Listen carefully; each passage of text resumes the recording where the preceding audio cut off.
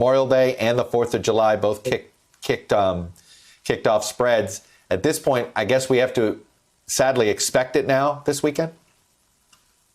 Yeah, I mean, I don't think it's a foregone conclusion because Americans have the choice to make good decisions. But I do think that they are still getting mixed messages from the top and from local leaders in some places where the message they might be hearing is that this pandemic is moving behind us. And I think we really need to have a consistent message that the pandemic remains squarely in front of us and that we know what to do and we know how to avoid increasing risk of transmission. And hopefully that most people in America will be thinking about that this weekend.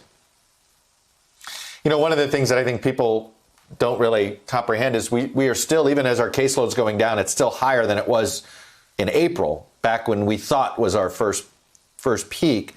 I'm curious what you see this month. We've had the opening of college campuses in quite a few parts of the country that has created some localized spikes.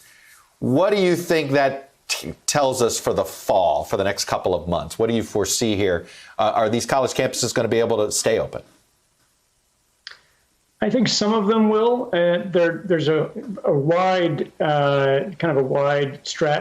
change in strategy around the country if you go from place to place about how they're opening universities and colleges. Some are testing very carefully and have very good communication programs and good programs to ensure social distancing. Others, I think, have had a more laissez-faire approach. Those places are not doing very well right now. Many of them have had to close. So, but on your question about the fall, I think it is true that as we begin to reopen schools around the country in some places and universities in some places, as people begin to move indoors where it's colder, I think the risk of this disease resurging is real and serious. And we have to do whatever we can to try to limit the kind of large gatherings, higher risk activities that have led to spikes around the country in the last 6 months.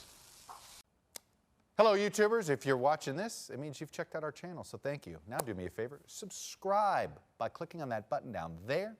Click on any of the videos to watch the latest interviews and highlights from MTP Daily and MSNBC. You can get more Beat the Press content every morning in the First Read newsletter. If you're tired of content that you don't know anything about where it came from, you don't have to have that problem with us. NBC News, MSNBC, MTP, and the Meet the Press mindset right here for you on YouTube. Subscribe now.